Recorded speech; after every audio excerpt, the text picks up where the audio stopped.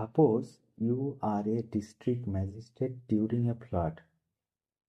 You have limited rescue boats. One side, 10 people trapped, including children. Other side, 2 elderly villagers. Whom will you save first? It is a painful choice, but your decision will likely be guided by what helps the greatest number of people. This idea that morality is about maximizing happiness and minimizing pain is called utilitarianism. And the philosopher who gave it a human, balanced, and ethical heart was John Stuart Mill. Today, we will learn how Mill made ethics practical, how his ideas shape modern governance, and why UPSC loves them. Hello everyone, welcome to our channel, The Indian Soul. I am your friend Shomiran. Before Mill, a thinker named Jeremy Bentham, his teacher, had already said the right action is the one that brings greatest happiness to greatest number. Bentham's utilitarianism was simple. Measure pleasure and pain. Choose the option that increases happiness. But Mill found this is too mechanical. He said, not all pleasures are equal. Reading a great book is higher than the eating sweets. Serving others is nobler than personal entertainment.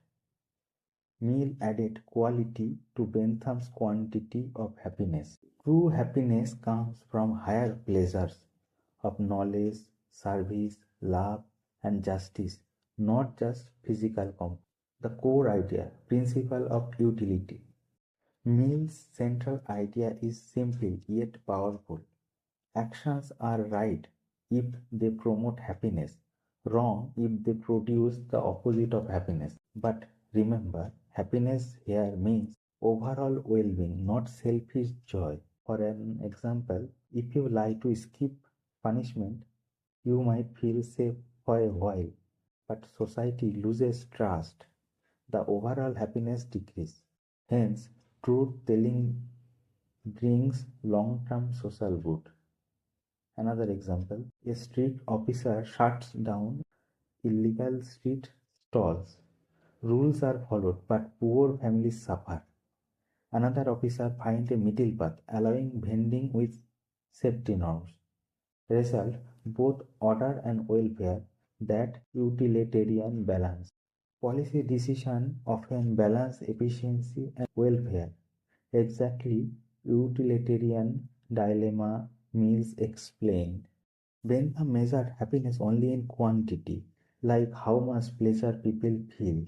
Mill argued some pleasures are worth more than others. He divided pleasure into two kinds, lower pleasures and higher pleasures. Lower pleasures means bodily comfort, wealth, excitement. Higher pleasures mean knowledge, compassion, creativity, justice. Mill's view, humans are capable of higher reasoning, so moral life should aim at higher form of happiness. Example, giving food to poor person good, but teaching them skills to earn a living better because it creates lasting happiness. Another example, instead of temporary relief schemes, policies like MGNRAGA, Manrega, or education missions, these reflect higher utilitarian ethics, long-term, empowering happiness. When you write answer on welfare, empathy, or inclusive growth, quoting Mills adds philosophical depth. Critics said, if happiness justifies everything, what if lying or stealing makes people happy in few cases? Mills replied with a refined idea, rule utilitarianism. He said society must follow general moral rules that usually promote happiness, like honesty, justice, and fairness. Even if one lie helps today, truth telling as a rule ensures long term happiness for all. Example, Even if hiding facts helps your department temporarily, transparency as a rule builds public trust, the true foundation of happiness in governance. Follow rules that create most happiness for most people, not shortcut for the short-term gain.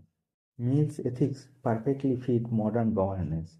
Every policy aims to maximize welfare and minimize harm. Example, in welfare schemes, funds are allocated to reach maximum beneficiaries. This is pure utilitarian thinking. Another example, prioritizing rescue where more lives can be saved fast. That's utilitarian ethics in action. In disaster management. Another example in public health, vaccination drives or lockdowns sometimes restrict individual freedom but protects millions.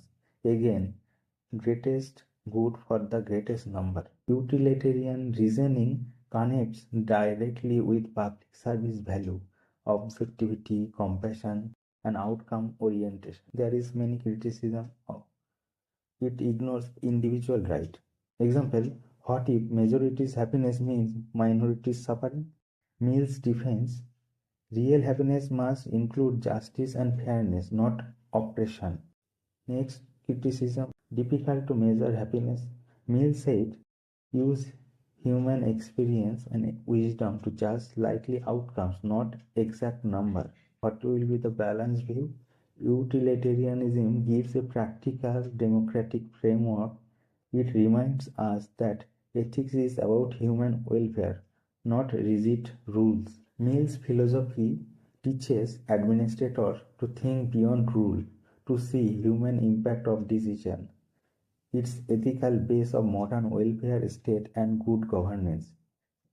Example, when implementing a law, ask, will this decision increase the well-being of majority without harming the basic rights? That's utilitarian judgment. Actions are right in proportion as they promote happiness, wrong as they produce the reverse of happiness. How utilitarianism is relevant in public administration. Mill's utilitarianism defines right action as one that maximizes overall happiness, balancing individual rights and social welfare.